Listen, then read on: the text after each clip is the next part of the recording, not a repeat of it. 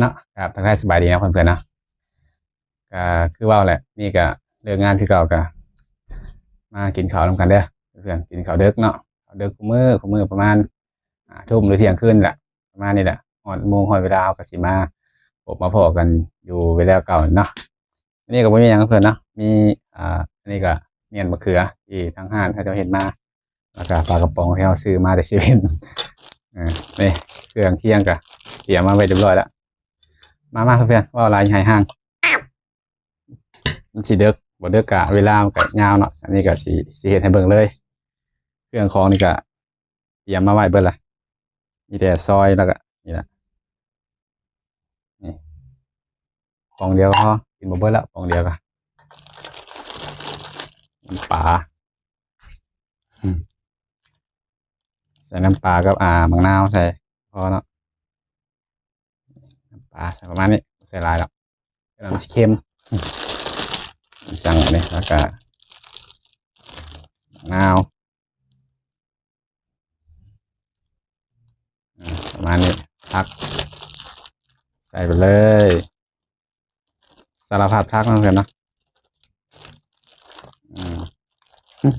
เห็นบ่ล่ะปลากระป๋องบ่นี่ยังบ่เห็นเนาะโอ้ยแซ่บคือเก่านี่ล่ะอาหารบ้านเฮามีพริกซอยใบขี้หูดตะไคร้อิหยังต่างๆเนาะพริกดิบพริกขี้หนูแล้วก็หอมแดงหัวกระเทียมใส่แซ่บเลยนะทีเดียวยำปลากระป๋องเนาะใครบ่ได้กินนี่ถือว่าพลาดละเมนูง่ายๆแต่แบบแซ่บแฮง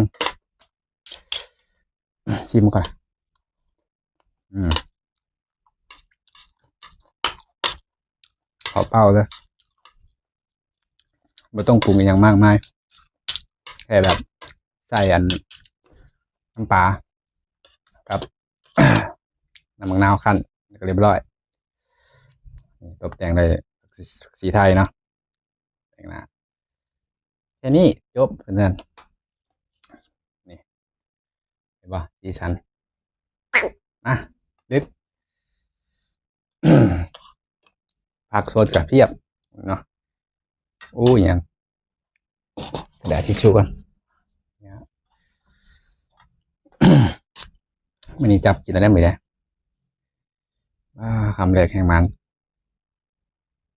พริกขาขนาดมีพริกหนูก็พริกกินดาน้ำจอยใช่